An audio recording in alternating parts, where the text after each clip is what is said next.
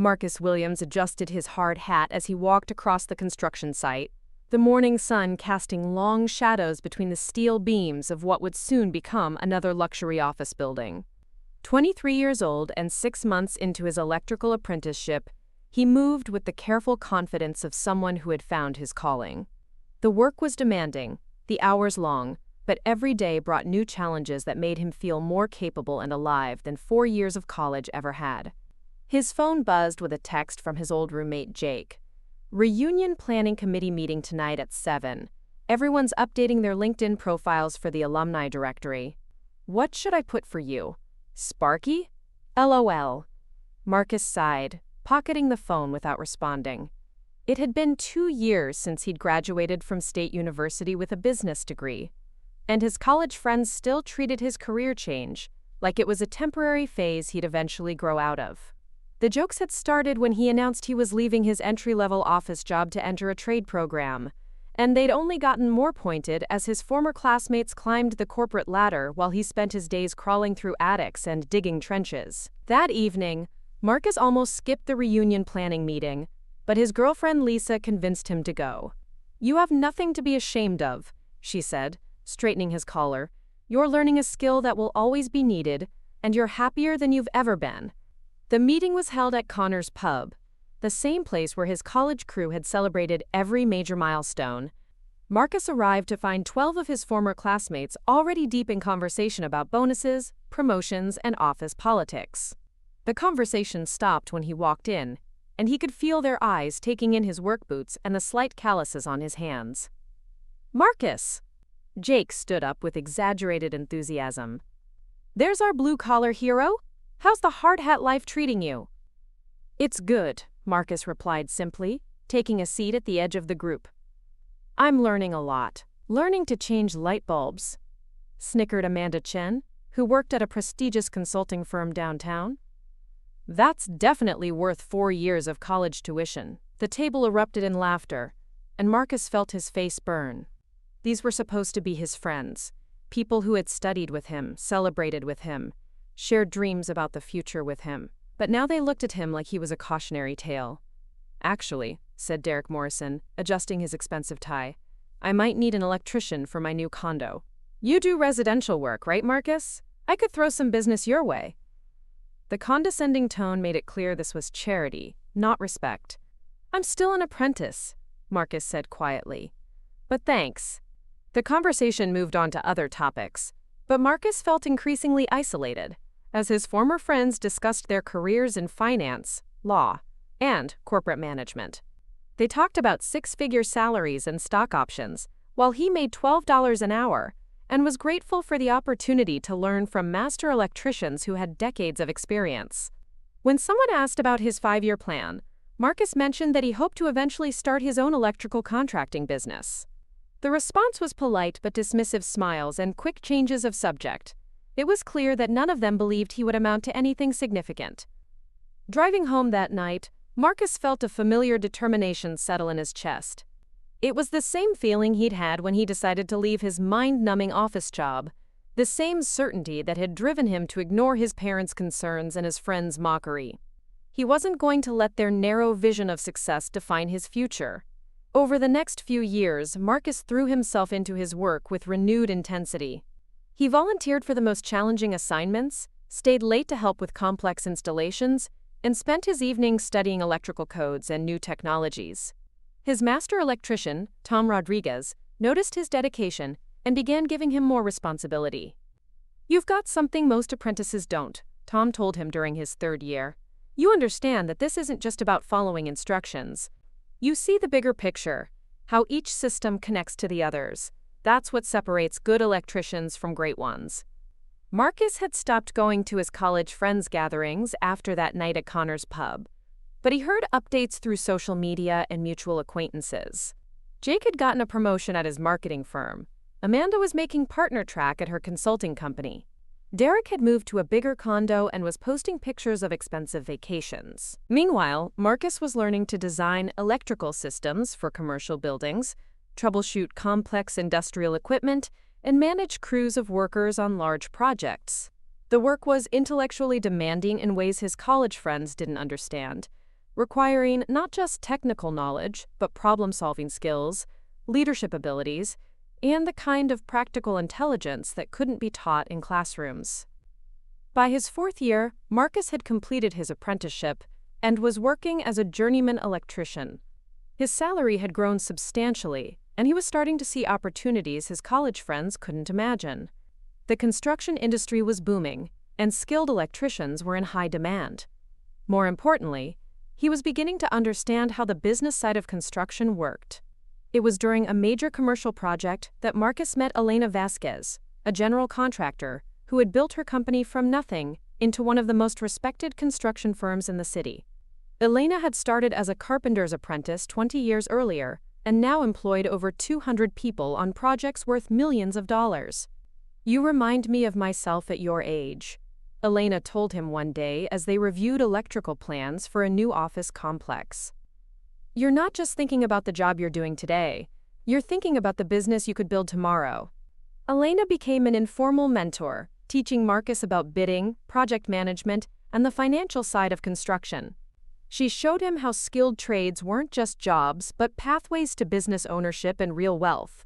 More importantly, she helped him understand that the skills he was developing, problem-solving, leadership, working with his hands while thinking strategically, were exactly the skills that built successful enterprises.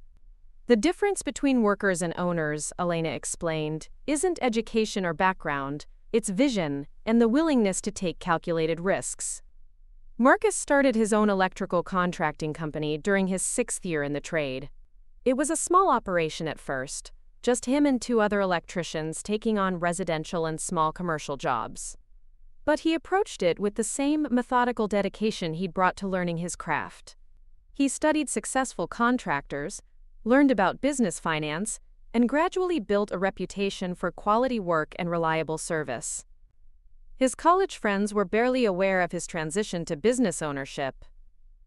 When they heard he'd started his own company, they assumed it meant he was working out of a truck doing house calls. They couldn't conceive that electrical contracting could be a substantial business, or that someone who worked with his hands could be building real wealth. The breakthrough came during Marcus's 8th year as an electrician when his company was hired as a subcontractor on a major downtown development project. It was a 40-story office building that would house law firms, consulting companies, and financial services businesses. Marcus's crew was responsible for all the electrical systems, from basic power distribution to complex telecommunications infrastructure. The project was massive and complex, requiring coordination with dozens of other contractors and careful adherence to strict deadlines. Marcus found himself managing a crew of 20 electricians and working directly with the general contractor, architects, and building owners.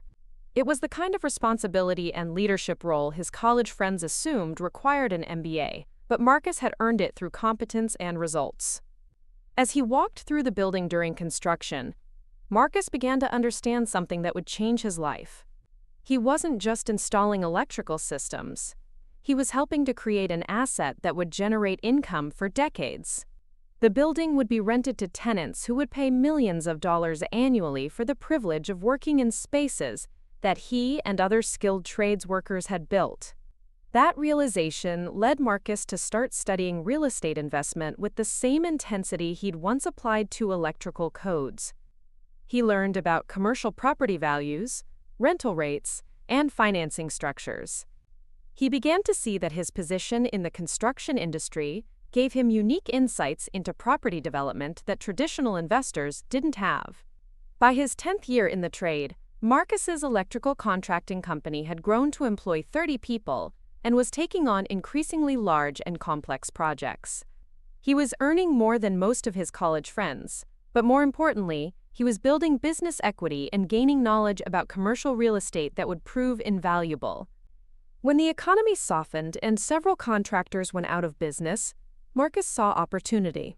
Using his savings and borrowing capacity he'd built through his successful business, he began purchasing commercial properties that were in distress.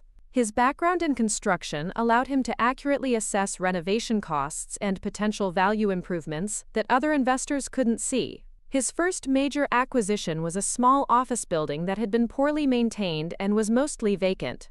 Marcus's crews renovated the electrical systems, upgraded the HVAC, and improved the building's efficiency and appeal. Within 2 years, the building was fully leased and generating substantial rental income. Marcus reinvested those profits into additional properties, each time using his construction expertise to add value that other investors couldn't achieve. He developed relationships with other contractors who had built successful businesses, and together they formed investment partnerships that allowed them to take on larger projects. The irony of his situation wasn't lost on him. While his college friends focused on climbing corporate ladders and impressing bosses, Marcus was building a portfolio of assets that generated income whether he worked or not. The skills they had dismissed as blue-collar had given him insights into wealth creation that their prestigious degrees hadn't provided. 15 years after that humiliating night at Connor's pub, Marcus received a call that would complete the circle in the most satisfying way possible. Elena Vasquez, now his business partner in several real estate ventures, told him about an opportunity to purchase a downtown office building that was being sold by a struggling development company. "It's a beautiful building," Elena said. 42 stories, built about 7 years ago. High-quality construction, good location, but the original developer overextended themselves and need to sell quickly. Marcus requested the building's information and felt his heart race when he saw the address. It was the same building where his electrical company had done the original installation work 7 years earlier. The building he had helped wire from the ground up was now available for purchase. More interesting was the tenant list. The building housed several prestigious law firms, consulting companies, and financial services businesses. As Marcus reviewed the lease agreements, he recognized many of the company names. These were the kinds of firms where his college friends had built their careers, the companies they were so proud to work for. Marcus and Elena's investment group purchased the building for $28 million, financed through a combination of their accumulated wealth and commercial loans. At 38 years old, Marcus had gone from being mocked for choosing a trade career to owning one of the premier office buildings in the city's business district. The full irony of the situation revealed itself 6 months later, when Marcus was reviewing lease renewals and saw a familiar company name, Chen and Associates Consulting. Amanda Chen, his former classmate who had joked about him changing light bulbs, was now a partner in a firm that rented 3 floors of Marcus's building. Marcus couldn't resist the opportunity for a subtle reunion. He scheduled a building tour for prospective tenants and made sure to be present when Amanda's firm was conducting their lease renewal negotiations. He dressed in a well-tailored suit rather than his usual construction attire and introduced himself as the building owner. Amanda clearly didn't recognize him at first. When realization dawned, her expression shifted from professional courtesy to shocked confusion. "Marcus Williams?" she said uncertainly. "From State University?" "That's right," Marcus replied with a calm smile. "I believe we have some business to discuss regarding your lease renewal." The meeting was professionally conducted, but Marcus could see Amanda struggling to process the reversal of their situations. The classmate she had dismissed as settling for manual labor was now her landlord, in a position to approve or deny her firm's continued presence in one of the city's most desirable office buildings. Word of the encounter spread through their old college network, and Marcus began hearing from former classmates who suddenly wanted to reconnect. Jake called to congratulate him on his success and mentioned that his marketing firm was looking for new office space. Derek reached out through LinkedIn with a message about investment opportunities. The most satisfying moment came when Marcus was invited to speak at his alma mater's career day. The same business school that he had left to pursue a trade career now wanted him to share his success story with current students. He stood in the lecture hall where he had once sat listening to professors discuss theoretical business concepts and spoke about the real-world education he had received in the construction industry. "The most valuable lesson I learned," Marcus told the students, "wasn't in any textbook. It was that there's dignity and opportunity in every kind of honest work, and that success comes from mastering your craft and seeing opportunities that others miss. The skills I learned as an electrician taught me more about business, leadership, and wealth creation than 4 years of business school ever did." After his presentation, a young woman approached him with a question that brought everything full circle. "Mr. Williams, I'm struggling with a decision. My family wants me to go to law school, but I'm really interested in learning carpentry and maybe starting a construction business someday. How do I know if I'm making the right choice? Marcus thought about his younger self, sitting in Connor's pub and feeling ashamed of his decision to pursue a trade career.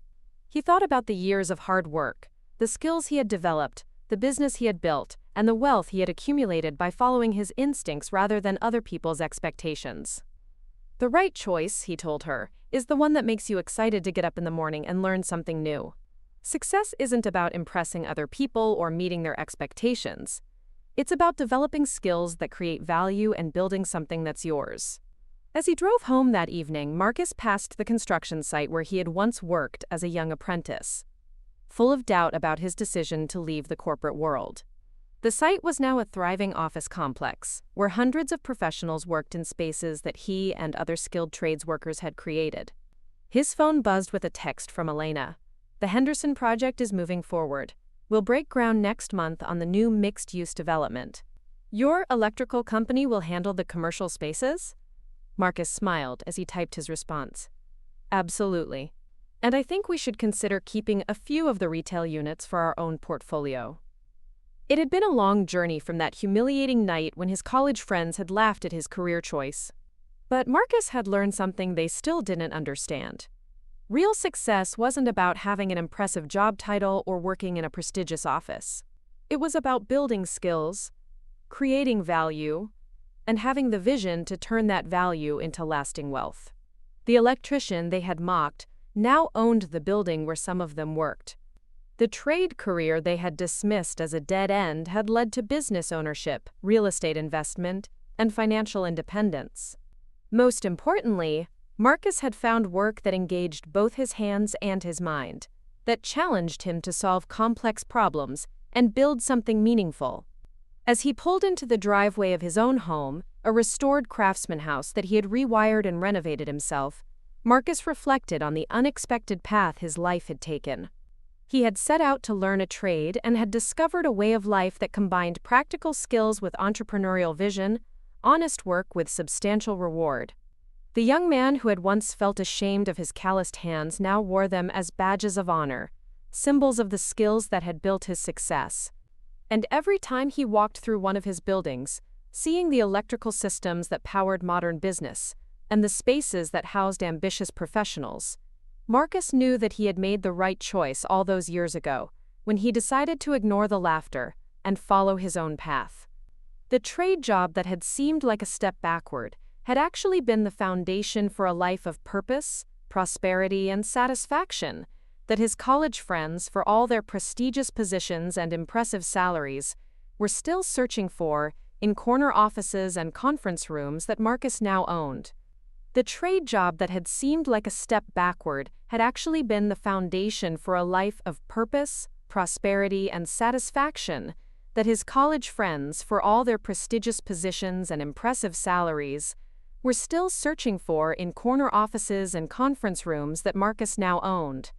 But success brought its own complications, as Marcus discovered when Amanda Chen requested a private meeting 3 months after the lease renewal. She arrived at his office looking polished but nervous, carrying a folder of documents that she clutched tightly as she sat across from his desk. "Marcus, I need to be honest with you about something," she began, her usual confidence replaced by a vulnerability he'd never seen in college.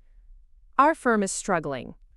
The consulting market has become incredibly competitive, and we've lost 3 major clients in the past year.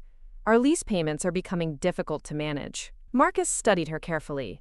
The woman who had once mocked his career choice was now asking for his help, and he could see the effort it was taking for her to swallow her pride. "What exactly are you asking for, Amanda?" She opened the folder and pulled out financial statements. "We'd like to negotiate a temporary rent reduction, maybe 6 months at 70% of our current rate, just until we can stabilize our client base. I know this puts you in an awkward position, given our history, but you're our only option right now." Marcus reviewed the numbers she provided. Chen & Associates was indeed in trouble, but their lease was also one of his building's most profitable. Reducing their rent would impact his cash flow significantly. "Why should I help you?" he asked directly. "You made it pretty clear what you thought of my career choices." Amanda's composure finally cracked. "Because I was wrong, Marcus. Completely embarrassingly wrong. I spent years looking down on what you were doing while you were building something real. I was so focused on appearances, on having the right title, and working for the right kind of company, that I never stopped to think about whether I was actually creating anything of value." She paused, gathering herself. "The truth is, my job is mostly about rearranging other people's ideas and charging premium rates for common sense advice. You built skills that actually matter, that create tangible value, and now you own assets that generate wealth while I'm struggling to make payroll." Marcus was quiet for a long moment, processing both her admission and his own feelings about their shared history. Finally, he made a decision that surprised even himself. "I'll give you the rent reduction," he said. "But not as charity. I want to make you an offer that could benefit both of us." He pulled out a legal pad and began sketching out an idea that had been forming in his mind for months. "I've been thinking about starting a consulting division focused on helping small businesses with facility management and construction projects. Most small companies don't understand how to evaluate contractors, manage renovations, or optimize their physical spaces for efficiency. Your firm has the business consulting expertise, and I have the construction and real estate knowledge." Amanda looked intrigued despite her financial stress. "What kind of partnership are you proposing?" "Merge your consulting practice with my construction and property management companies. You keep your existing clients and add facility consulting to your service offerings. I provide the technical expertise and industry connections. We split the profits from new business, and your rent becomes equity in a larger, more diversified company." It was a bold proposal that would fundamentally change both of their businesses. But as Marcus explained his vision, Amanda began to see the potential. Small businesses desperately needed the kind of integrated consulting they could provide, and the combination of her business skills with his construction expertise could create a unique market position. "You're offering to save my business and make me a partner," Amanda said slowly. "Why?" Marcus leaned back in his chair, thinking about the journey that had brought them to this moment. "Because I learned something in the trades that you can't learn in business school. Success isn't about beating other people or proving you're better than them. It's about creating value and finding ways to make everyone around you more successful too." The partnership took 6 months to negotiate and structure. But when Chen Williams Construction and Business Consulting launched, it immediately filled a gap in the market that neither of them could have addressed alone. Amanda's existing clients began requesting facility assessments and construction management services, while Marcus's construction contacts needed help with business planning and operational efficiency. The success of their unlikely partnership sent ripples through their old college network. Jake reached out to explore marketing opportunities for the new firm. Derek, whose own career had stalled in middle management, asked about joining their team. Other classmates who had once dismissed Marcus's career choice began seeking his advice about starting their own businesses. But perhaps the most significant impact was on Marcus himself. The experience of working with Amanda had shown him that his success wasn't just about personal achievement. It was about using his position and resources to create opportunities for others, even those who had once doubted him. This realization led Marcus to establish the Williams Foundation for Skilled Trades Education. Using profits from his real estate and construction businesses, he created scholarship programs for students pursuing trade careers, apprenticeship opportunities for young people from disadvantaged backgrounds, and training partnerships with local schools. The Foundation's first major initiative was a program that brought college students into construction sites to learn about the skilled trades firsthand. Marcus remembered his own college years, when he had never even considered careers outside of traditional white-collar paths, and wanted to give current students exposure to opportunities they might never otherwise discover. Most college students have no idea that skilled trades can lead to business ownership and substantial wealth, Marcus explained to the Foundation's board. They've been taught that success means working in an office, but some of the most successful people I know are contractors, electricians, and plumbers who built their own companies. The program's impact exceeded expectations. Within 2 years, dozens of college students had switched from traditional business tracks to skilled trades programs. More importantly, some had found ways to combine their academic background with trade skills, creating innovative businesses that bridged both worlds. One participant, Maria Santos, used her engineering degree and welding certification to start a company specializing in artistic metalwork for high-end commercial buildings.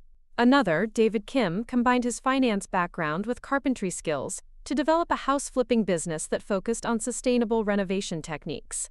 These success stories began attracting national attention. Marcus was invited to speak at conferences about alternative career paths and entrepreneurship. Business schools started inviting him to guest lecture about the intersection of skilled trades and business ownership. The narrative that skilled trades were somehow inferior to college-track careers was beginning to shift. The transformation was most visible during Marcus's 15-year college reunion. The event was held at a downtown hotel, and Marcus arrived to find the atmosphere completely different from that painful night at Connor's pub all those years ago. Instead of dismissive jokes about his career choice, he was greeted with genuine respect and curiosity about his success. "Marcus Williams." Jake approached with what seemed like authentic enthusiasm. "I've been following the Foundation's work. It's incredible what you've built." The conversation that followed was revealing. Jake admitted that his own career in marketing had become increasingly unstable as companies shifted to digital strategies and automated systems. He was worried about job security and envious of Marcus's independence as a business owner. "I keep thinking about what you said at Career Day about building skills that create real value," Jake confessed. "Most of what I do could probably be replaced by software in the next few years." Similar conversations happened throughout the evening. Derek talked about feeling trapped in corporate middle management with limited advancement opportunities. Other classmates expressed regret about choosing careers based on prestige rather than passion or practical considerations. But the most meaningful moment came when Amanda, now a successful partner in their joint consulting firm, stood up to address the group. "I want to tell you all about someone who changed my understanding of what success really means," she began, looking directly at Marcus. 15 years ago, we all thought we knew what the smart career choices were. We laughed at Marcus for leaving the corporate world to become an electrician. We were wrong about almost everything." She went on to describe how their partnership had not only saved her business, but had shown her a different way of thinking about work and value creation. "Marcus taught me that there's no such thing as prestigious work and ordinary work. There's only work that creates value and work that doesn't. And there's no substitute for actually knowing how to do something with your hands and your mind working together." The applause that followed was genuine and sustained. Marcus felt a satisfaction that went beyond vindication. These were people he had genuinely cared about, whose approval had once mattered deeply to him. Having their respect now meant something, but not because he needed their validation. It meant something because it represented a broader shift in understanding about what careers and success could look like. After the reunion, Marcus found himself reflecting on the unexpected path his life had taken. The decision to leave his office job and learn a trade had been driven by dissatisfaction and intuition rather than any grand plan. But each step along the way had opened up new possibilities that he couldn't have imagined from his starting point. The electrical work had taught him problem solving and given him insights into how buildings and businesses actually functioned. The business ownership had shown him how to create value and manage risk. The real estate investing had provided financial independence and the resources to pursue larger goals. And now the foundation and consulting work were allowing him to help others discover their own unexpected paths to success. More importantly, Marcus had found work that engaged him completely. Every day brought different challenges that required both technical expertise and creative thinking. He was building things that lasted, creating jobs for others, and helping young people discover opportunities they might never have known existed. His phone rang as he was driving home from the reunion. It was Elena Vasquez, his longtime mentor and business partner. "How was the reunion?" she asked. "Educational," Marcus replied. "It's interesting how perspectives change when people realize that the career they thought was a dead end actually led somewhere they wish they could go." Elena laughed. "I remember when I first met you, you were so focused on proving that your choice was valid. Now you're helping other people make their own choices. That's real success." That conversation stayed with Marcus as he continued to expand his various enterprises over the following years. The Williams Foundation grew into a national organization that had helped thousands of young people explore skilled trades careers. The construction and consulting business expanded to multiple cities, always maintaining its focus on quality work and ethical business practices. But perhaps the most satisfying development was watching his former classmates find their own paths to meaningful work. Jake eventually left marketing to start a sustainable farming operation, using business skills he'd developed in corporate work but applying them to something he was passionate about. Derek used his management experience to help other trades businesses scale and professionalize their operations. Even Amanda had evolved beyond their partnership. She had started teaching business courses at the local community college, specifically focused on helping tradespeople develop entrepreneurial skills. Her classes were always full, packed with electricians, plumbers, and carpenters who wanted to learn how to turn their technical expertise into business success. "You created a model that other people can follow," Amanda told Marcus during one of their quarterly business reviews. "Not just the financial success, but the idea that you can build a life around work that actually matters to you." Marcus had to admit that the recognition felt good. But it was the work itself that continued to motivate him. Every new construction project, every young person who discovered a passion for skilled work, every family whose financial situation improved because someone learned a valuable trade, represented progress toward a world where all honest work was valued, and where people could build prosperity through skills and dedication rather than just credentials and connections. As he approached his 25th year since making that fateful decision to leave his office job, Marcus received an unexpected invitation. The state university where he had earned his business degree wanted to award him an honorary doctorate in recognition of his contributions to workforce development and entrepreneurship education. Standing on the stage where he had once graduated with a degree he thought would define his success, Marcus looked out at an audience full of young people who were about to embark on their own career journeys. Some would follow traditional paths through corporate America, others would start businesses, and hopefully, some would discover that skilled trades could lead to opportunities they had never imagined. "The most important thing I learned," Marcus told the graduates, "is that success isn't about impressing other people or following someone else's definition of what your life should look like. It's about developing skills that create real value, building something that's yours, and finding work that challenges you to grow every day." He paused, thinking about that young man who had walked across this same stage decades ago, full of uncertainty about his future. Don't be afraid to take a path that other people don't understand. Sometimes, the road that looks like it's going backward is actually leading you toward opportunities that no one else can see. And don't let anyone tell you that working with your hands is somehow less valuable than working with your mind. The best work, the most satisfying work, engages both. As the ceremony ended and Marcus made his way through the crowd of congratulatory faculty and students, he felt a deep sense of completion. The journey that had begun with mockery and doubt had led to recognition and respect, but more importantly, it had led to a life of purpose and satisfaction that exceeded anything he could have planned or imagined. The young man who had once been ashamed of his calloused hands now wore them as symbols of a life well lived, of skills mastered and value created.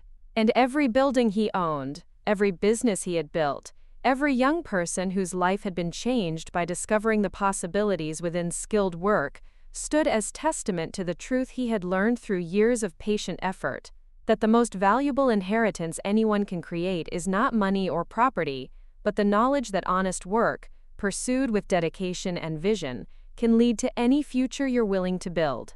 The young man who had once been ashamed of his calloused hands now wore them as symbols of a life well lived, of skills mastered and value created.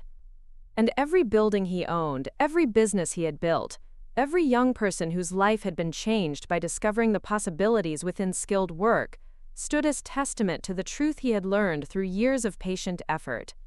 That the most valuable inheritance anyone can create is not money or property, but the knowledge that honest work, pursued with dedication and vision, can lead to any future you're willing to build. But Marcus's story was far from over. 3 months after receiving his honorary doctorate, he faced a challenge that would test everything he had built over the past 2 decades. The city announced plans for a major urban renewal project that would transform the downtown core where most of his properties were located. While the development promised to bring new businesses and residents to the area, It also meant that several of his older buildings would be subject to eminent domain proceedings. The news came during a tense city council meeting, where Marcus sat among dozens of other property owners, small business owners, and community activists.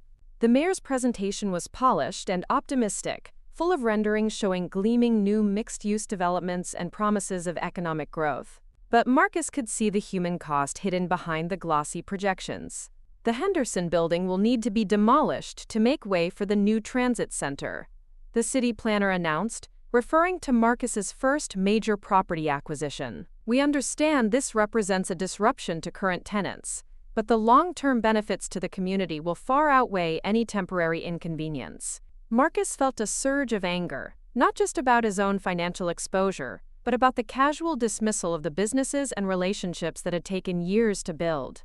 The Henderson building housed not just Amanda's consulting firm, but also a family-owned restaurant that had been serving downtown workers for 30 years, a bookstore that had become a community gathering place, and offices for 3 small law practices that served working-class clients.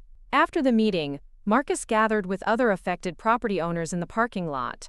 The group included Maria Santos, the former college student who had started her artistic metalwork company with support from his foundation, and Carlos Mendez, a master carpenter who had built a successful renovation business over 15 years. They're offering compensation based on current assessed values, Maria said, reviewing the documents they'd received. But that doesn't account for the business relationships, the customer base, the years of work we've put into building something here. Carlos nodded grimly. My shop has been in that building for 8 years. All my tools, my client relationships, my reputation in the neighborhood. They want to pay me for the square footage, but how do you put a price on starting over? Marcus listened to their concerns and felt the weight of responsibility settling on his shoulders. As the largest property owner in the affected area, his response to the city's plan would influence how others reacted. He could take the compensation, invest the money elsewhere, and emerge financially unscathed. But doing so would abandon the community he had helped build and the principles that had guided his business philosophy.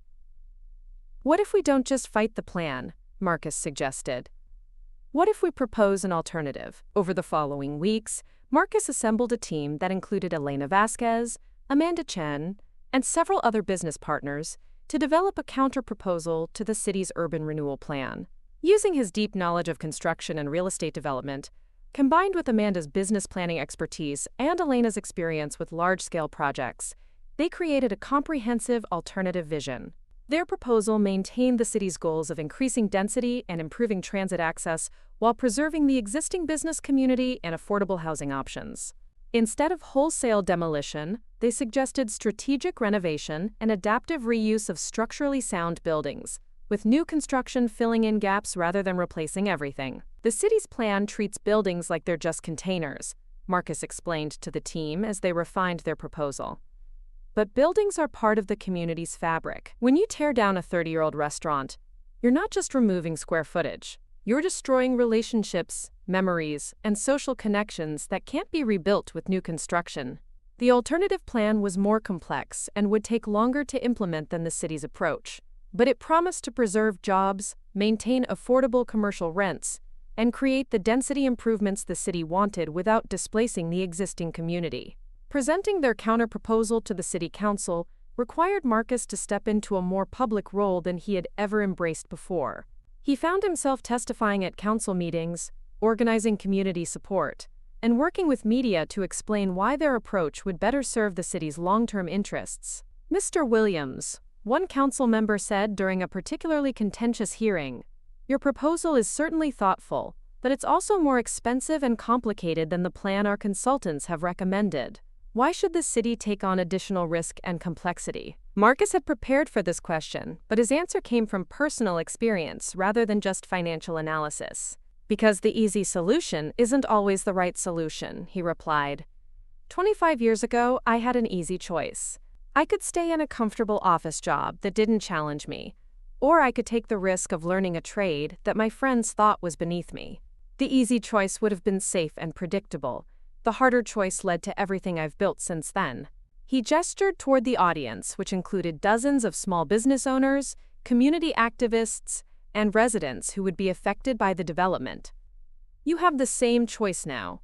You can take the easy path and let outside developers transform this neighborhood according to their priorities. Or you can take the harder path and work with the people who already have roots here to create something that serves both growth and community. The council ultimately approved a modified version of Marcus's proposal, though the process took nearly 2 years of negotiations, legal challenges, and compromise. During that time, Marcus discovered that his role had evolved far beyond property ownership or business management. He had become an advocate for a different approach to development, one that valued existing communities and sought to build on their strengths rather than replacing them entirely. The experience also deepened his understanding of how his personal success connected to broader social issues. The skilled trades workers, small business owners, and community organizations he was fighting alongside faced many of the same dismissive attitudes he had encountered from his college friends decades earlier. Their work was seen as less important, their opinions carried less weight, and their contributions to the community were often overlooked in favor of flashier, more prestigious projects. "You know what I'm realizing?" Marcus told Elena during one of their strategy sessions. "This fight isn't really about buildings or development plans. It's about who gets to decide what kinds of work and what kinds of people have value in our society." Elena, who had experienced similar struggles as a woman building a construction business in a male-dominated industry, understood exactly what he meant. "That's why what you've built matters so much," she replied. "It's not just about your personal success. It's about proving that there are different paths to prosperity and influence, and that the people who build things with their hands deserve just as much respect as the people who manipulate numbers on spreadsheets." The urban renewal battle had an unexpected side effect. It brought Marcus back into contact with more of his college classmates, but in a very different context. Several had become city planners, developers, and consultants involved in various aspects of the project. Their interactions with Marcus now were marked by a respect that went beyond their personal history to recognition of his influence and expertise. Derek Morrison, his former classmate, had become a project manager for the consulting firm handling the environmental impact assessment for the development. During one of their meetings, Derek made an observation that surprised Marcus. "You know, watching you navigate this process has been educational," Derek said. "In business school, they taught us that leadership meant having the right degree, working for the right company, and following established procedures. But you're leading a complex community coalition through a multi-million-dollar development negotiation, and you're doing it based on practical knowledge and relationships you built by working with your hands." Derek paused, then added with what seemed like genuine admiration, "I don't think any amount of business education could have prepared someone for what you're doing here." The comment stayed with Marcus as the development project moved forward. He realized that his experience in the skilled trades hadn't just taught him technical skills or even business acumen. It had taught him how to solve complex problems with limited resources, how to build consensus among people with different perspectives, and how to see possibilities that others missed. These were exactly the skills he needed to navigate the political and financial complexities of urban development. But they were skills he had learned by crawling through attics, coordinating construction crews, and building relationships with clients one project at a time. As the construction phase of the modified development plan began, Marcus found himself in the unusual position of being both a property owner and a general contractor for several components of the project. His company was hired to handle the electrical systems for the new transit center, while also managing the renovation of the Henderson building and 2 other properties he owned. Working on both sides of the development gave Marcus insights into the process that few people ever gained. He could see how decisions made in city planning meetings affected the workers installing conduit and pouring concrete. He understood both the financial pressures driving development timelines and the practical constraints that determined what could actually be built. "You're like a translator," Amanda observed during one of their project coordination meetings. "You can speak the language of city planners and investors, but you also understand what the electricians and carpenters are dealing with on the ground. Most people in this business only see one side or the other." The observation made Marcus realize that his unique perspective had value beyond his own projects. He began consulting with other developers who were struggling with construction challenges or community opposition, helping them understand how to bridge the gap between ambitious plans and practical implementation. This consulting work led to opportunities in other cities facing similar development challenges. Marcus found himself traveling to urban areas across the country, advising on projects that sought to balance growth with community preservation. Each project taught him more about the intersection of skilled trades, business development, and public policy. But perhaps the most rewarding aspect of this expanded role was the opportunity to mentor young people who were following similar paths. Marcus began speaking regularly at trade schools and community colleges, not just about career opportunities, but about the broader possibilities that could emerge from skilled work. Don't let anyone tell you that working with your hands limits your options, he would tell these audiences. The skills you learn in the trades are the foundation for everything else. But they're just the beginning. You can use those skills to build businesses, influence policy, shape communities, and create opportunities for others. One young woman who attended several of his presentations, Jessica Martinez, particularly impressed Marcus with her questions about the intersection of construction and environmental sustainability. She was studying electrical work but was also passionate about renewable energy and green building practices. "I want to start a company that specializes in solar installations and energy-efficient building systems," Jessica told him after one of his talks. "But everyone keeps telling me I should focus on just learning the basics first." Marcus recognized the same dismissive attitude he had encountered years earlier, and the same spark of determination he had felt when his friends laughed at his career choice. "Learn the basics thoroughly," he advised her, "but never stop thinking about how those basics can be applied to bigger problems." The world needs electricians who understand both traditional systems and new technologies. There's going to be huge demand for people who can bridge that gap. He offered Jessica an apprenticeship with his company, with the understanding that she would work on both conventional projects and experimental installations, using cutting-edge sustainable technologies. Within 3 years, she had developed enough expertise to start her own specialized division, focused on integrating renewable energy systems with commercial buildings. Jessica's success became another example Marcus could point to when people questioned whether skilled trades offered real career advancement opportunities. But more importantly, it represented the kind of innovation that emerged when practical skills were combined with ambitious thinking and entrepreneurial vision. As Marcus entered his 3rd decade since leaving his office job to become an electrician, he reflected on the unexpected directions his life had taken. The decision that had once seemed like a step backward had led to business ownership, real estate investment, community leadership, and policy influence that exceeded anything he could have achieved through traditional corporate advancement. But the most satisfying aspect of his journey was seeing how it had opened pathways for others. The Williams Foundation had helped hundreds of young people discover careers in the skilled trades.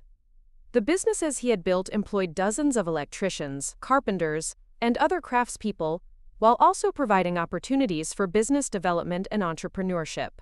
The Urban Renewal Project had been completed successfully, preserving the community character Marcus had fought to protect, while achieving the density and transit improvements the city had wanted.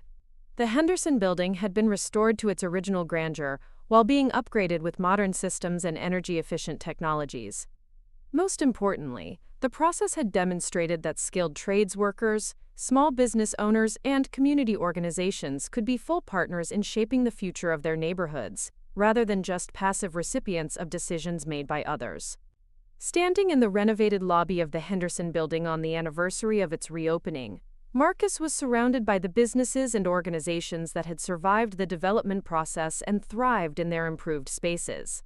Amanda's consulting firm occupied the top floor, its windows offering views of the new transit plaza where commuters hurried between trains and buses. Maria Santos's metalwork studio displayed her latest sculptures in the building's ground floor gallery space. Carlos Mendez had expanded his carpentry business and was training a new generation of apprentices in workshop space. The development had set aside for skilled trades education. "You know what strikes me about all this?" Elena said, joining Marcus as he surveyed the bustling lobby. 30 years ago, when you first started as an electrician, none of this was possible. The building, the businesses, the foundation, the community partnerships, even the way the city thinks about development now. All of it grew from that decision to learn a trade. Marcus nodded, thinking about the college friends who had laughed at his career choice, and the circuitous path that had led from their mockery to this moment of community celebration. "The funny thing is, I never had a master plan," he admitted. "I just kept making decisions based on what seemed interesting and valuable. And each decision opened up possibilities I couldn't have seen from where I started. That's the real lesson, Elena replied. Success isn't about following a predetermined path. It's about developing skills that create value, staying open to opportunities, and having the courage to build something that matters to you. As the evening wound down and the celebration gradually dispersed, Marcus found himself thinking about the young people who were just beginning their own journeys in the skilled trades. Some would follow traditional paths, mastering their crafts and building solid careers. Others would discover, as he had, that technical skills could be the foundation for larger ambitions and broader influence. The electrician, who had once been mocked for abandoning a corporate career, had built an empire that included construction companies, real estate holdings, educational foundations, and community development projects. But more than that, he had helped change the conversation about what kinds of work had value and what kinds of people deserved respect and opportunity. And in a city where gleaming office buildings housed the next generation of ambitious young professionals, the man who owned many of those buildings continued to carry the tools of his trade, ready to solve the next problem that required both skilled hands and visionary thinking. And in a city where gleaming office buildings housed the next generation of ambitious young professionals, the man who owned many of those buildings continued to carry the tools of his trade, ready to solve the next problem that required both skilled hands and visionary thinking. 5 years later, at 62, Marcus faced a question he had never expected to confront. What happens when the person who built something from nothing needs to step back and let others carry it forward? The question became urgent when his doctor delivered news that would change everything. "The good news is we caught it early," Dr. Sarah Kim said, reviewing the test results spread across her desk. "The lymphoma is very treatable, but the treatment is going to be intensive. You'll need to significantly reduce your stress levels and work commitments for at least the next year." Marcus sat in the sterile office, processing the reality that his health would force him to do something he had never seriously considered: delegate control of the empire he had built. The Williams Foundation, the construction companies, the real estate holdings, the consulting business with Amanda, the ongoing community development projects, all of it required his daily attention and decision-making. "Can I ask you something, Dr. Kim?"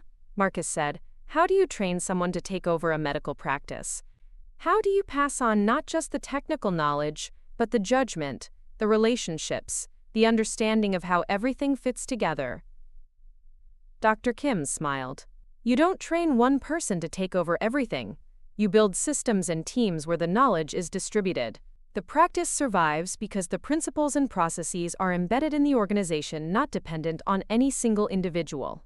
That conversation sparked a year of intensive planning that would test everything Marcus had learned about leadership, delegation, and building sustainable organizations. He began with a comprehensive assessment of all his businesses and initiatives, trying to identify which required his personal involvement and which could be managed by others. The process revealed something he hadn't fully appreciated. Over the decades, he had unconsciously been training his successors. Jessica Martinez, who had started as an apprentice interested in renewable energy, was now running a division that specialized in smart building technologies and was being courted by major developers across the region. Carlos Mendez had evolved from a skilled carpenter to a general contractor who understood both the technical and business sides of construction. Most significantly, Alex Chen, Amanda's younger brother who had joined their consulting firm 5 years earlier, had developed exactly the kind of integrated perspective that Marcus brought to complex projects. Alex combined an MBA with hands-on experience in construction management, allowing him to bridge the gap between financial planning and practical implementation. "I want to propose something that might sound crazy," Marcus told his core team during a meeting at the Henderson Building. "Instead of trying to find one person to take over everything I do, what if we restructured everything as a network of independent but connected businesses?" He outlined a vision where each major component of his operations would become autonomous, with its own leadership and decision-making authority, but connected through shared ownership, coordinated planning, and common values. "Jessica, your renewable energy division becomes its own company, but with preferred partnership agreements with our construction and development businesses. Carlos, your contracting operation scales up to handle larger projects independently. Alex and Amanda, the consulting firm evolves into a full-service development advisory company. The room was quiet as everyone processed the magnitude of what he was proposing. "What about you?" Elena asked. "What role do you see for yourself in this new structure?" "Chairman of the board for the overall holding company, but not day-to-day operations," Marcus replied. "Available for strategic guidance and major decisions, but not running anything directly. And honestly, available for whatever projects seem most interesting and challenging." The transition took 18 months to implement and required Marcus to confront aspects of leadership he had never fully examined. He discovered that his instinct to solve problems directly often prevented others from developing their own problem-solving capabilities. He learned that his deep knowledge of every aspect of the businesses could become a crutch that kept others from taking full ownership of their responsibilities. But he also discovered that the principles he had learned in the skilled trades, building systems that worked reliably even when he wasn't present, applied perfectly to organizational management. Just as he had learned to design electrical systems that could be maintained and modified by other electricians, he could design business structures that could evolve and grow under new leadership. The real test came during his cancer treatment, when Marcus was largely absent from daily operations for 6 months. Regular chemotherapy sessions left him exhausted and unable to maintain his usual intensive work schedule.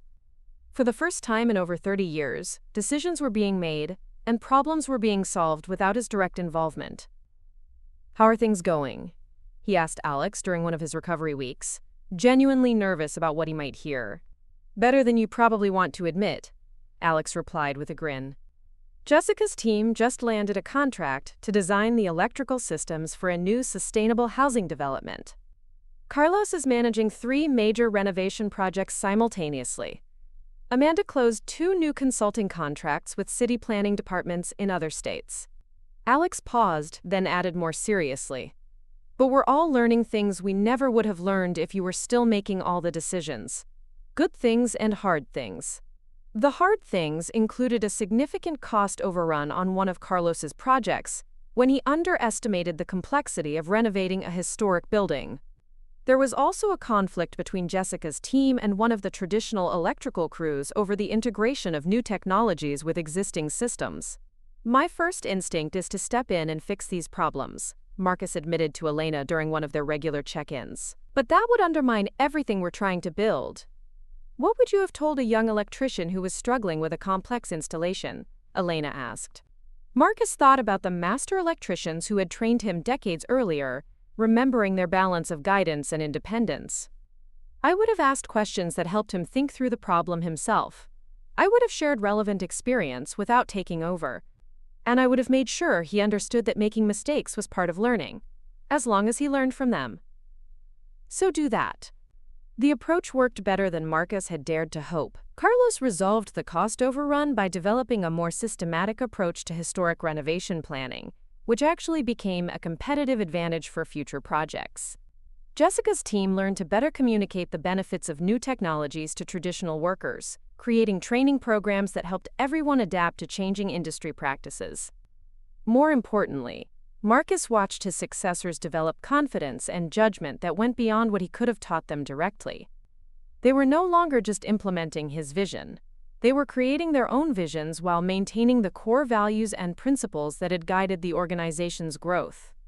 By the time Marcus completed his treatment and received a clean bill of health, he realized that stepping back had been one of the most valuable things he had ever done for the businesses he had built. The organizations were stronger, more resilient, and more innovative than they had been under his direct control. But the experience had also given him clarity about what he wanted to do with the next phase of his life.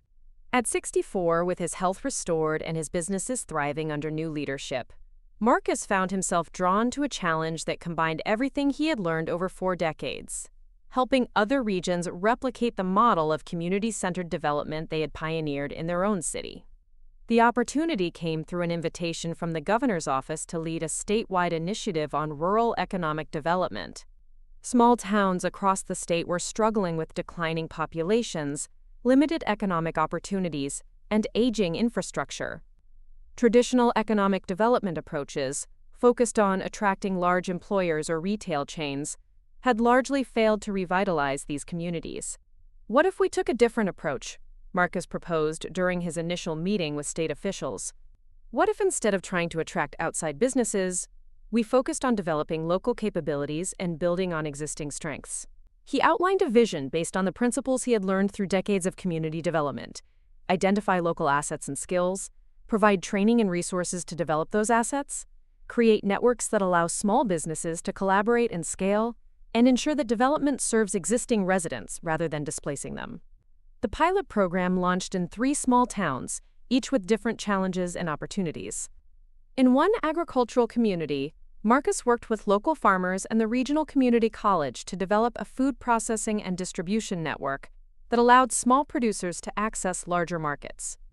In a former manufacturing town, he helped establish a training center where laid-off factory workers could learn construction and renewable energy installation skills. The third community, a historic mining town, presented the most complex challenge. The local economy had collapsed when the last mine closed, leaving behind environmental damage, abandoned buildings, and a population struggling with poverty and limited opportunities. "This feels impossible," admitted Sarah Walsh, the town's mayor, as she and Marcus toured the abandoned downtown area. "We have beautiful historic buildings, but no businesses to occupy them. We have people who want to work, but no jobs that pay living wages. How do you build an economy from nothing?" Marcus looked at the empty storefronts and saw potential that others had missed. The buildings had good bones and could be renovated relatively inexpensively. The town was located along a scenic river that could attract tourism. Most importantly, the community had a strong sense of identity and shared purpose that had helped them survive the economic collapse. "You don't build an economy from nothing," Marcus told Sarah. "You build it from everything that's already here. The question is how to connect those pieces in new ways." Working with Jessica's renewable energy company and Carlos's construction operation, Marcus developed a comprehensive revitalization plan that began with infrastructure improvements and historic building renovation. But the key innovation was a training program that taught local residents not just construction skills but also small business development and tourism management. The program's first graduates included Maria Santos, a single mother who had been working part-time retail jobs, and James Crawford, a former mine worker who had been unemployed for 3 years. Maria learned carpentry and historic restoration techniques, while James specialized in electrical work and solar installation. Within 2 years, Maria had started her own restoration business and was training other women in traditional building crafts. James had partnered with Jessica's company to install solar systems throughout the region and was teaching renewable energy courses at the community college. But the most significant transformation was in the community's sense of possibility. The town that had seemed destined for decline was attracting young families, new businesses, and tourists interested in outdoor recreation and historic preservation. "You know what changed everything?" Sarah Walsh told Marcus during a celebration marking the program's 3rd anniversary. "It wasn't the money or even the training programs. It was the idea that we could be the ones to build our own future, instead of waiting for someone else to save us." The success of the Rural Development Initiative brought Marcus national attention and speaking invitations from across the country. But he was most proud of the letters and emails he received from individuals whose lives had been changed by discovering opportunities in the skilled trades. One letter particularly moved him. It was from David Park, a recent college graduate who had been struggling to find meaningful work with his liberal arts degree. "I saw your presentation about alternative career paths and decided to enroll in an electrical apprenticeship program," David wrote. "My family thought I was crazy to waste my education, but 6 months in, I'm learning more practical skills and solving more interesting problems than I ever did in 4 years of college. More importantly, I can see a clear path to business ownership and financial independence that I never saw in the traditional job market." Reading letters like David's, Marcus realized that his story had become larger than his personal success. It had become a demonstration that there were multiple paths to prosperity and fulfillment, and that skilled work could be the foundation for any kind of life someone wanted to build. As he approached his 70th birthday, Marcus found himself in the unexpected position of being a senior statesman in conversations about the future of work, education, and economic development. Universities invited him to deliver commencement addresses. Policy organizations sought his input on workforce development strategies, Business schools included his story in case studies about entrepreneurship and career development. But the role he valued most was grandfather figure to the young people continuing to discover possibilities in skilled work. Jessica Martinez had built her renewable energy company into a regional leader that employed over 100 people. Alex Chen had taken the consulting business national and was advising cities across the country on community-centered development strategies. Carlos Mendez had become a master teacher whose apprentices were starting their own successful businesses. The evening of Marcus's 70th birthday celebration, held in the renovated community center of the mining town that had become a model for rural revitalization, he was surrounded by people whose lives had been touched by his work. Former apprentices who were now successful contractors, small business owners who had received foundation support, community leaders who had learned to see development as a collaborative process rather than something imposed from outside. 47 years ago, Marcus said in his impromptu remarks, some college friends laughed at me for choosing to become an electrician instead of pursuing a traditional business career. If they could see this room tonight, I think they'd understand what I discovered. That the most valuable education comes from learning to solve real problems with your hands and your mind working together. He looked around the room at faces representing multiple generations and dozens of communities that had been transformed by embracing the principle that local capabilities could be developed and scaled to create prosperity. But the real lesson isn't about career choices or business success. It's about understanding that every person has valuable capabilities, every community has assets that can be developed, and every problem contains the seeds of its own solution if you're willing to look closely enough and work hard enough to find them. As the celebration continued late into the evening, Marcus stepped outside onto the community center's deck, which overlooked the river that had once been polluted by mining runoff, but was now clean enough to support recreation and tourism. The town's lights reflected on the water, and he could hear laughter and conversation from the gathering inside. Elena Vasquez joined him on the deck, as she had at so many important moments over the decades of their friendship and partnership. Any regrets? She asked. Marcus thought about the question seriously. The journey had included setbacks, mistakes, and moments of doubt. The cancer diagnosis had reminded him that success meant nothing without health and relationships. The process of stepping back from daily management had shown him how much of his identity had been tied to being indispensable. I regret that it took me so long to understand that the real point wasn't proving that my career choice was valid, he said finally. The real point was creating opportunities for other people to discover their own capabilities and build their own versions of success. And now? Marcus smiled, thinking about the emails he received regularly from young people starting their own journeys in skilled work, the communities that were implementing variations of their development model, and the businesses that continued to grow and evolve under new leadership. Now I get to watch other people build things I never could have imagined, and that's better than anything I could have achieved on my own. As they walked back inside to rejoin the celebration, Marcus reflected on the unexpected path that had led from a humiliating night in Connor's pub to this moment of community and legacy. The electrician who had been mocked for abandoning a prestigious career had built something more valuable than wealth or recognition. He had created a model for how skilled work could be the foundation for community development, economic opportunity, and personal fulfillment that would continue long after he was gone. The young man who had once felt ashamed of his calloused hands had lived to see those hands become symbols of a different way of thinking about work, success, and the relationship between individual achievement and community prosperity. And in a world increasingly dominated by abstract financial manipulation and digital technologies, the simple truth he had discovered remained as relevant as ever: that the most valuable work is work that creates tangible value, that the most sustainable prosperity is prosperity that lifts entire communities, and that the most meaningful success is success that opens doors for others to walk through.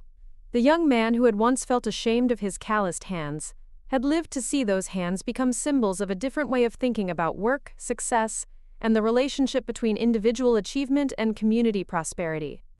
And in a world increasingly dominated by abstract financial manipulation and digital technologies, the simple truth he had discovered remained as relevant as ever: that the most valuable work is work that creates tangible value, that the most sustainable prosperity is prosperity that lifts entire communities, and that the most meaningful success is success that opens doors for others to walk through.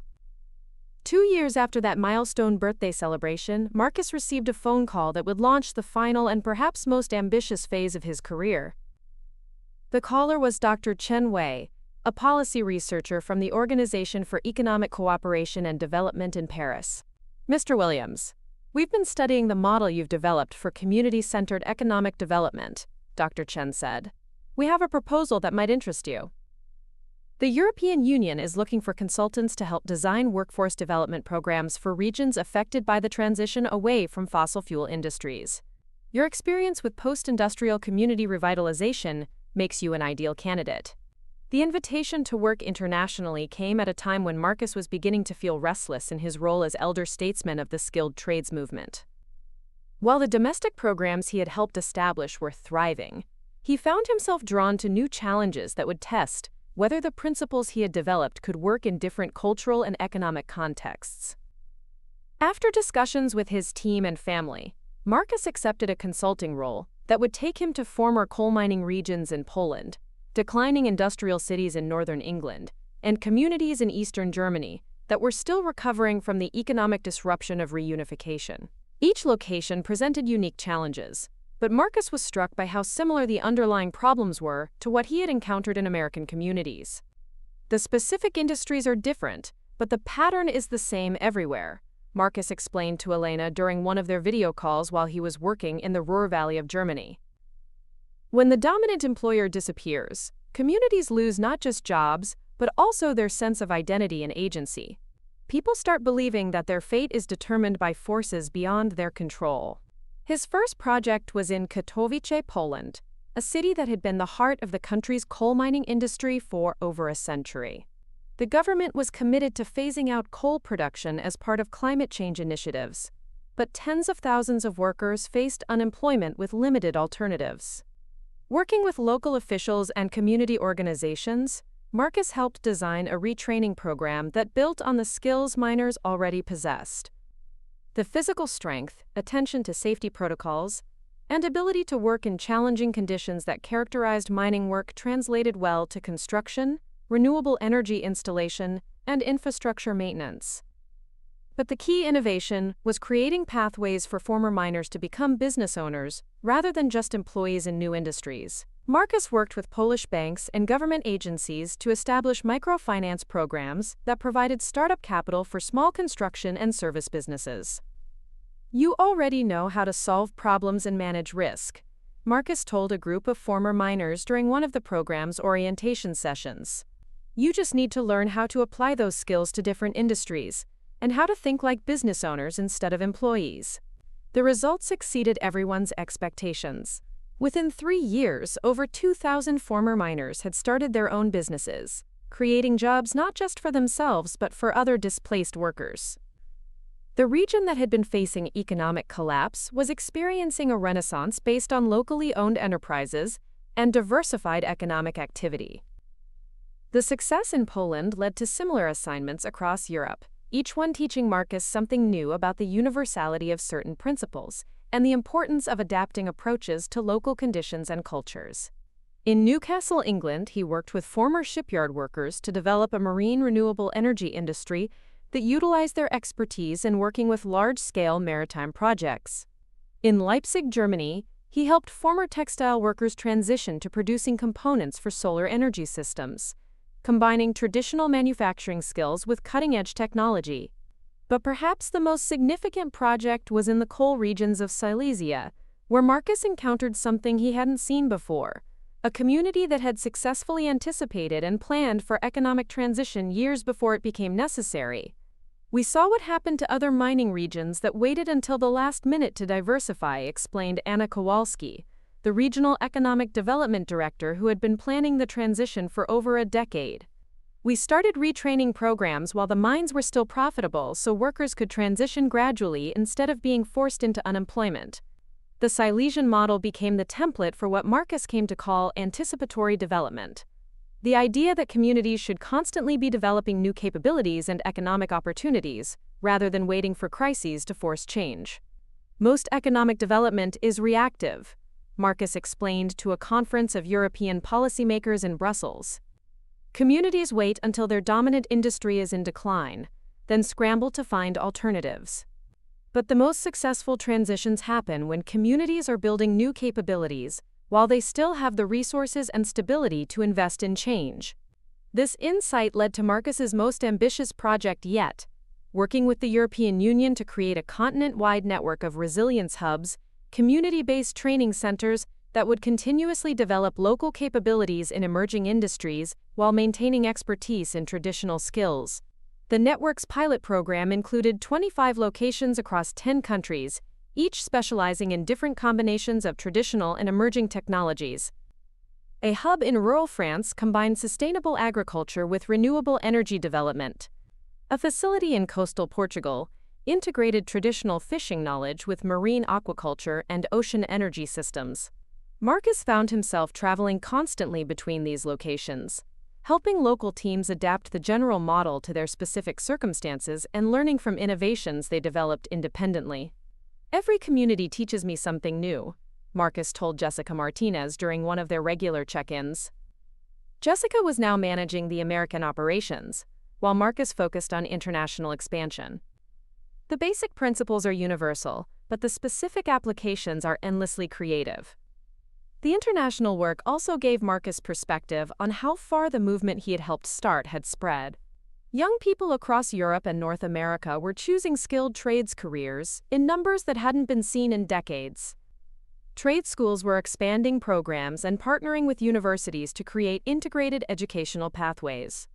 Most importantly, the cultural perception of skilled work was shifting from a fallback option for people who couldn't succeed in white-collar careers to a deliberate choice for people who wanted to build things and create tangible value. As Marcus approached his 75th birthday, he began to think seriously about his final transition, from active leadership to advisor and historian of the movement he had helped create. The conversation that crystallized this decision came during an unexpected reunion with his old college friend Jake, who tracked him down during one of his trips back to the United States. "I've been following your work for years," Jake said as they met for coffee in the same city where they had attended college decades earlier. "I owe you an apology for how we treated you back then, but more than that, I want to thank you for what you've built."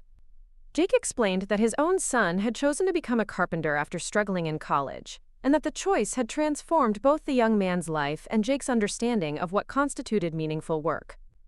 "My kid is happier and more successful than most of his friends who went the traditional route," Jake said. "He owns his own business, he's constantly learning new skills, and he's building things that will last for generations. I spent years thinking you had wasted your potential, but now I realize you were just ahead of your time in understanding what real potential looks like." The conversation with Jake led Marcus to begin working on his memoirs, not as a celebration of personal achievement, but as a guide for future generations who might face similar choices about career paths and life directions. "The point isn't that everyone should become an electrician," Marcus wrote in the book's introduction. "The point is that everyone should have the freedom to choose work that engages their capabilities and creates value, regardless of whether that work fits traditional definitions of prestige or success." The memoir project became an opportunity for Marcus to reflect on the broader changes he had witnessed and helped create over 5 decades. When he started as an apprentice electrician, skilled trades were seen as dead-end careers for people who couldn't succeed in the knowledge economy.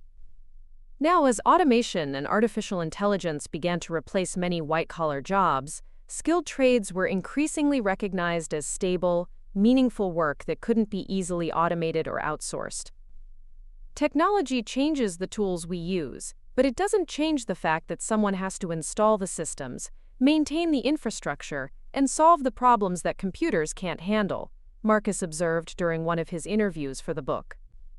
The memoir's publication coincided with Marcus's 76th birthday and his decision to step back from active consulting work.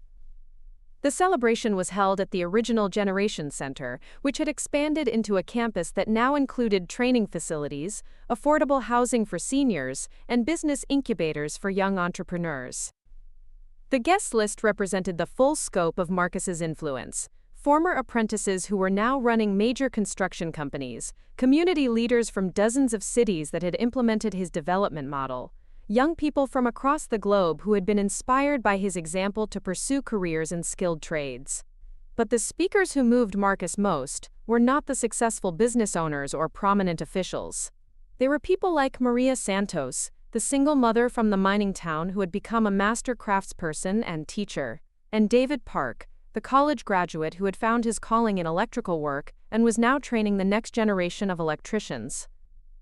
Marcus taught us that success isn't about impressing other people or following someone else's plan for your life, Maria said in her remarks.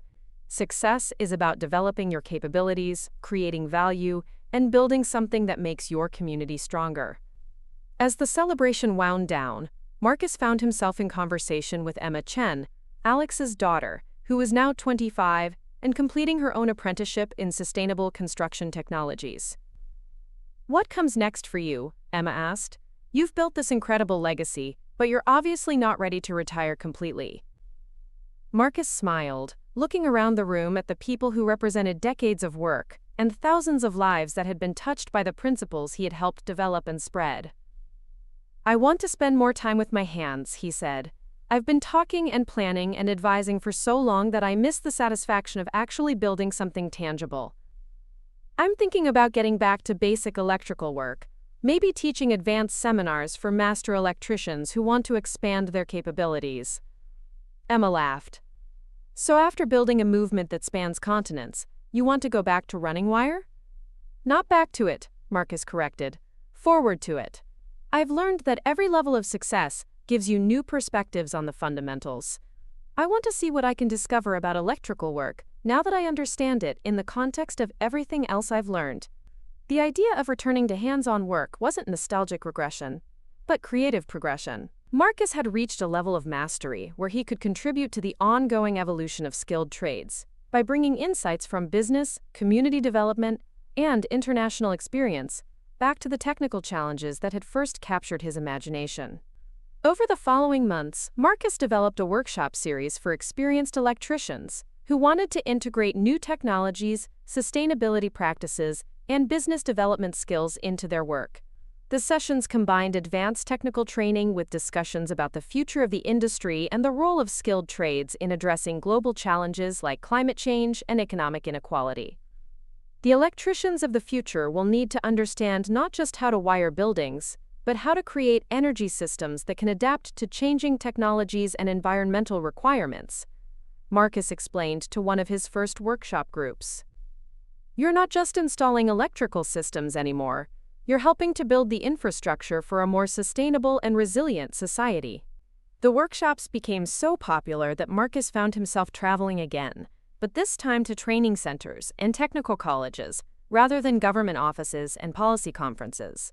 He was back in the environment where he had started his journey, working directly with people who were passionate about mastering their craft and creating value with their hands and minds. As Marcus approached his 80th birthday, he had come full circle in the most satisfying way possible. The young man who had been mocked for choosing manual labor over white-collar prestige had lived to see skilled work recognized as essential to solving the most complex challenges facing society. The apprentice who had once felt inferior because he worked with his hands had become a teacher whose insights were sought by people at every level of education and industry. But perhaps most importantly, the man who had once felt defensive about his career choice had achieved something rarer than wealth or recognition. He had helped create a world where young people could choose skilled work with confidence and pride, knowing that their capabilities would be valued and their contributions would be recognized. The safety deposit box full of dreams had been opened decades ago, but its contents continued to generate new possibilities with each person who discovered that working with their hands could be the foundation for any kind of life they chose to build.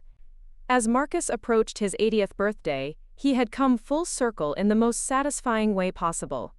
The young man who had been mocked for choosing manual labor over white-collar prestige had lived to see skilled work recognized as essential to solving the most complex challenges facing society. The apprentice who had once felt inferior because he worked with his hands had become a teacher whose insights were sought by people at every level of education and industry. But perhaps most importantly, the man who had once felt defensive about his career choice had achieved something rarer than wealth or recognition. He had helped create a world where young people could choose skilled work with confidence and pride, knowing that their capabilities would be valued and their contributions would be recognized. Standing in his workshop one evening, Surrounded by the tools that had shaped his life and the apprentices who would carry his legacy forward, Marcus smiled as he remembered that night at Connor's pub, when his friends had laughed at his decision to become an electrician.